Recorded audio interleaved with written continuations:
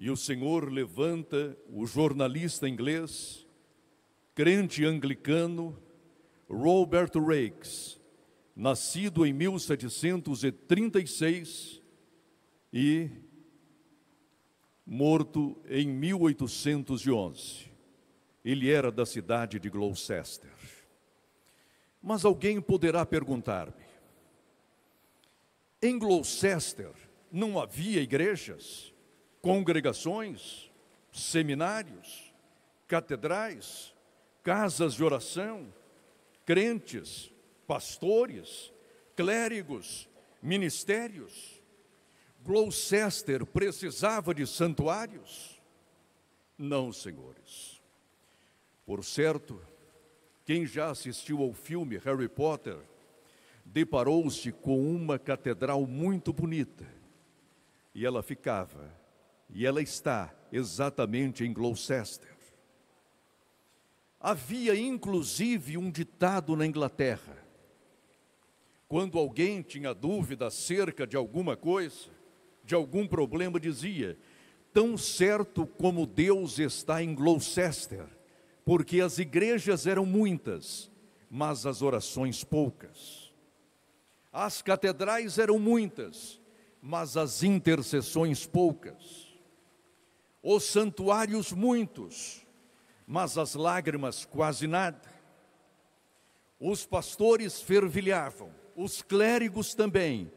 No entanto, faltava àquela cidade a responsabilidade da oração e uma visão toda especial que se voltasse àquelas crianças. O governo não estava interessado na educação pública.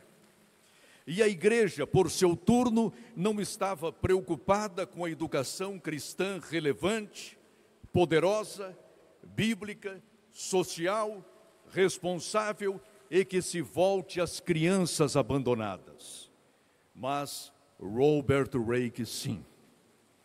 E esse jornalista, ao sair às ruas, ao presenciar aquelas crianças, chora com elas, sofre com elas, padece com elas, derrama com elas muitas lágrimas e resolve redimi-las.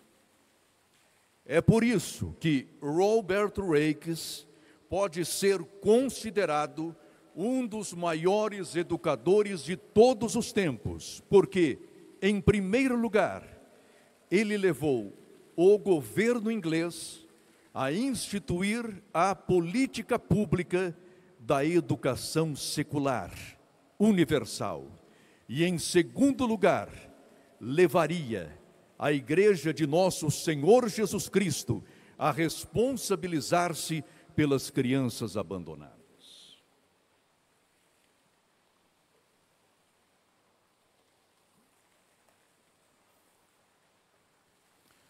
Robert Raikes arrebanha aquelas crianças.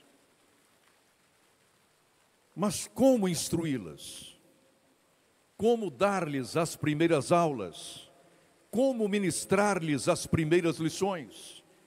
E ele resolve escolher um dia na semana para cuidar de todas aquelas crianças.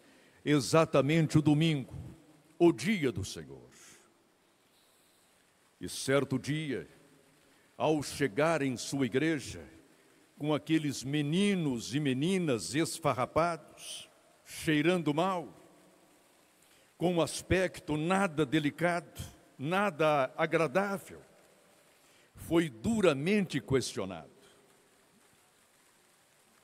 E alguém dizia: como pode o senhor Robert Raikes introduzir na casa do Senhor essas crianças com esse aspecto, com o rosto sujo? Como pode ele quebrantar o dia do Senhor?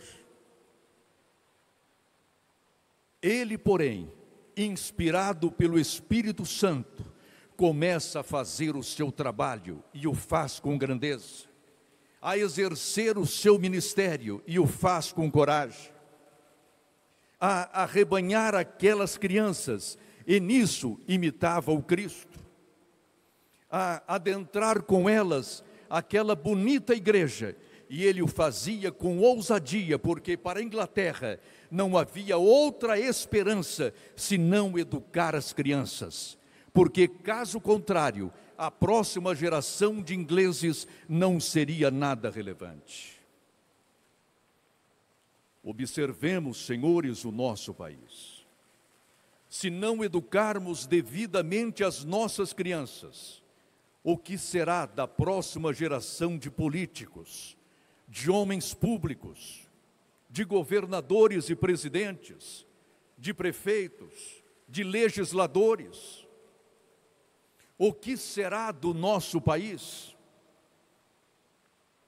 Ou, por outro lado, o que será da nossa igreja se não prepararmos devidamente a próxima geração de pastores, evangelistas, presbíteros e diáconos, a próxima geração de homens e mulheres de Deus? Voltemos um pouquinho a Robert Raikes. Vejam como funcionava a sua escola dominical. Hoje temos, quando muito, 1h30 ou 2h30 de escola dominical. Eu vou ler aqui como Robert Raikes fazia funcionar a sua escola dominical. Prestem atenção. As crianças chegavam depois das 10 horas da manhã e ficavam até o meio-dia. Elas então iam para casa e retornavam às 13 horas, e depois de ler uma lição, eram conduzidas para a igreja. Depois da igreja, tinham que se ocupar com a repetição do catecismo até após as 17 horas. E só então eram dispensadas com uma ordem de voltar para casa sem fazer qualquer barulho pelas ruas. É o segredo da Inglaterra: educação e escola dominical. E foi exatamente aí que nasceu a escola bíblica dominical.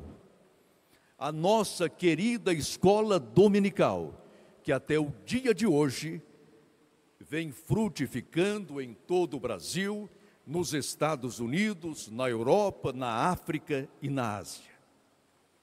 A escola dominical, portanto, surgiu para preencher duas lacunas. A primeira, a da política pública de educação secular universal.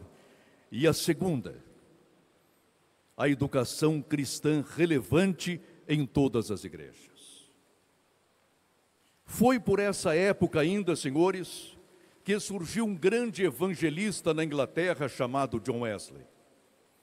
E ele, ao tomar conhecimento da escola dominical de Raikes, ficou emocionado. Apoiou o projeto de imediato, porque ele sabia que sem a escola dominical, a igreja perece, não avança.